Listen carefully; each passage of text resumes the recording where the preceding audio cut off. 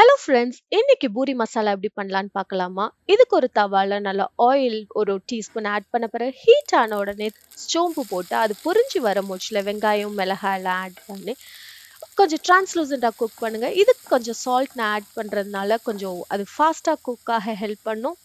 And நல்ல translucent ஆனோடனே ஒரு குவார்ட்டர் கப் வாட்டர் ஆட் பண்ணிக்கிறேன். அது வந்து அந்த கிரன்ச்சினஸ் ரீட்டைன் பண்ணும். இது கொதிச்சு வர மூச்சுல தக்காளி மஞ்சத்தூள் நல்லா ஆல்ரெடி பாயில் பண்ணி மேஷ் பண்ண பொட்டேட்டோஸை நான் இதோட ஆட் பண்ணிக்கிறேன். இப்படி எல்லாம் கம்பைன் பண்ண பிறகு கொஞ்சம் ஹாஃப் கப் வாட்டரும் ஆட் பண்ணி நல்லா கம்பைன் பண்ணிக்கிடலாம்.